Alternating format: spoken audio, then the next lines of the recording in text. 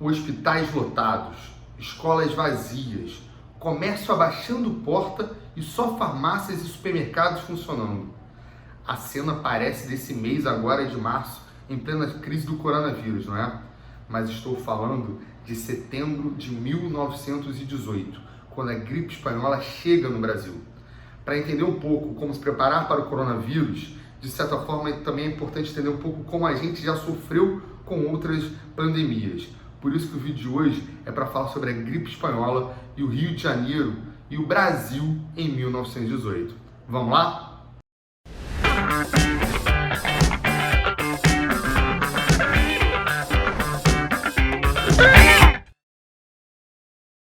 Então, gente, primeiro ponto já para entender é que a gente não está no estúdio do Terra Vista, né? Estamos aqui de quarentena, então de quarentena eu estou aqui na minha casa e aí a gente vai sempre tentar ajudar vocês, mesmo que seja na quarentena. Então, fiquem com a gente, que a gente, nesse ritmo, a gente vai conseguir manter os estudos apesar do que a gente está vivendo.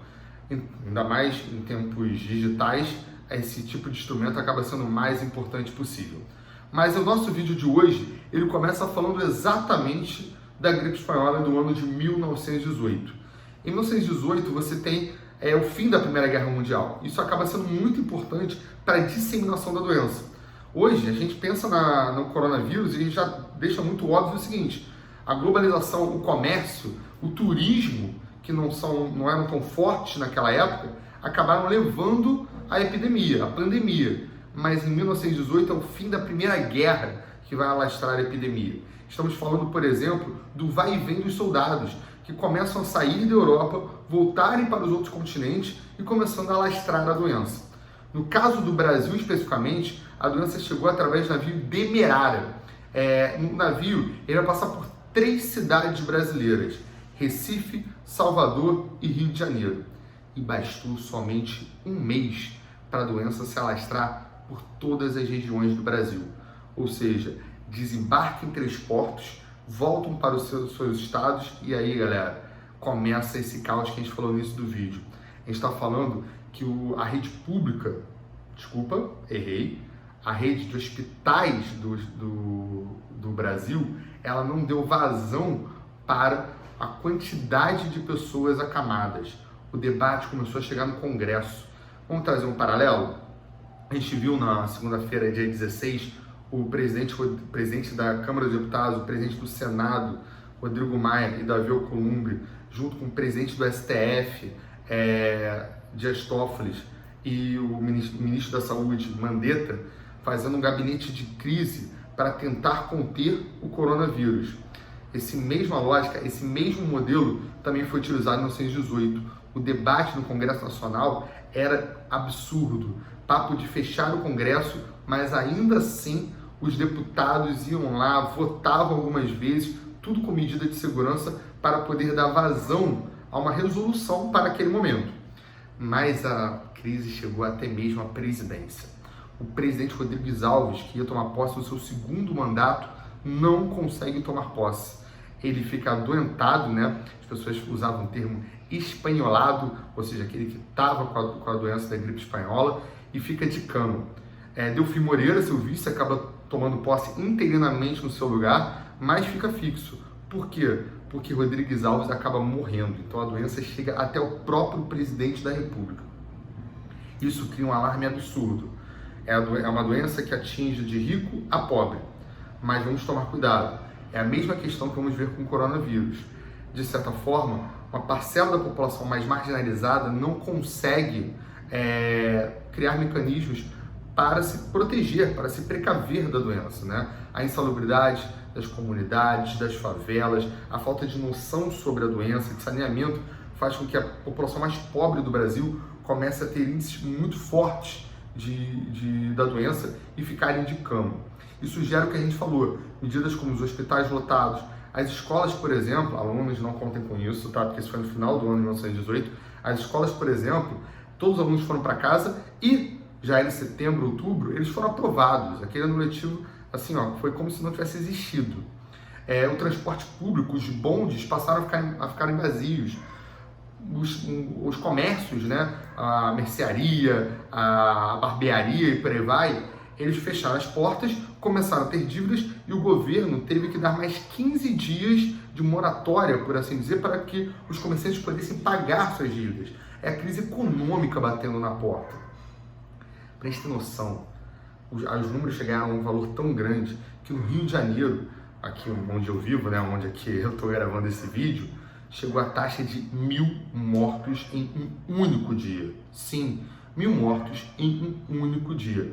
Por isso que agora eu queria trazer esse gráfico aqui.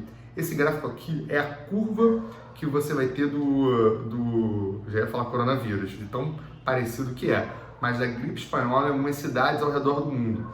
Percebam que a curvatura é muito parecida com a curvatura que a gente está percebendo em alguns lugares do mundo do próprio coronavírus. É para a gente se atentar, é para a gente olhar o passado e ver como a gente pode impossibilitar que o mesmo movimento ocorra e termos sabedoria sobre isso. Agora, voltando aqui com a gente também vê algumas coisas que sempre acabam acontecendo e, de certa forma, mostra um pouco desse jeito brasileiro de lidar com a crise, né? Você começou a ter naquela época chamados de remédios milagrosos. Eu, por aqui no WhatsApp, já recebi vários, por exemplo, né? Mas naquela época, por exemplo, dizia que se você me botasse um pouco de álcool, né, cachaça com mel e limão, você resolveria a gripe espanhola e ficaria curado. Para vocês terem noção, chegou que o limão ficou tão caro que desapareceu dos lugares. E aí, depois dessas misturas, etc., olha um resultado, dessa vez positivo, pelo menos para mim, da gripe espanhola. Surge a chamada caipirinha, ou seja, a caipirinha surge de uma maneira como o brasileiro vai lidar com a pandemia. É um pouco da nossa cultura em momentos de crise. Mas voltando, a gente, para ter noção do que foi só trazer um paralelo aí dos malefícios, a gente está falando que a gripe espanhola ao redor do mundo inteiro matou mais de 50 milhões de pessoas. Isso é uma estimativa conservadora. Para vocês terem noção, a Primeira Guerra Mundial, que aconteceu durante 1914 e 18, matou, né, 8,5 milhões. Então a gente está falando de uma doença que matou muito. E aí isso traz consequências sim para a política pública brasileira. Passa a se ter uma necessidade, de certa forma, de se criar hospitais públicos, de criar serviços sociais numa época que isso não era pensado. Vamos lembrar que a gente está falando da República Oligárquica, então você não tinha educação pública, serviço público de saúde e por aí vai. Essa demanda da gripe espanhola causa uma pressão para se criar departamentos de saúde coletiva. E você começa a criar esses primeiros departamentos que vão se fortalecer depois da República Oligárquica, nos anos 30, com a criação do Ministério da Saúde. Isso, de certa forma, mostra pra gente o quanto uma crise muda políticas públicas. E aí, galera, vamos trazer um paralelo que a gente está tendo agora? A curva, eu queria que colocasse aí a curva do coronavírus, né? A projeção sem nada para fazer e aquilo que a gente pode fazer.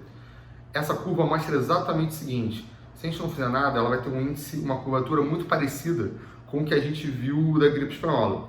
Nós fazemos algumas medidas de contenção, como a gente está fazendo agora, da quarentena, do isolamento social, a gente consegue diminuir essa curva. Isso não é só uma questão individual, uma proteção só minha, é uma questão de política pública, é uma questão de coletividade e sociedade. Por isso que a gente passa a ter essa necessidade de diminuir essa curvatura para poder atender a todos da melhor maneira possível. A gente já viu o que epidemias podem trazer, já vimos o que pandemias podem trazer. A história do coronavírus, a gente literalmente está vivendo agora. A gente está sendo os atores sociais dessa nova história. Cabe a gente, como atores dessa nova história, não tentar repetir os erros de outros momentos históricos. Então, não vamos fazer uma segunda curvatura da gripe espanhola, por exemplo. Não vamos cometer os mesmos erros que assolaram o país no passado. Vamos sim tratar disso de uma maneira como a gente deve ser tratada, com precaução, com cuidado e com monitoramento. Tranquilo? E não se esqueça, nessa época aqui de quarentena, a gente vai continuar passando todos os conteúdos para vocês, mais do que nunca, para vocês se prepararem em casa. É a função da gente, né, principalmente com a plataforma de ensino, nesse momento de crise. Tudo aberto, vídeo aberto, lista de exercício aberto, para que você tenha essa preparação, ainda que não seja no colégio, no cursinho, mas aqui com a gente, com a melhor qualidade possível. Tranquilo? Forte abraço!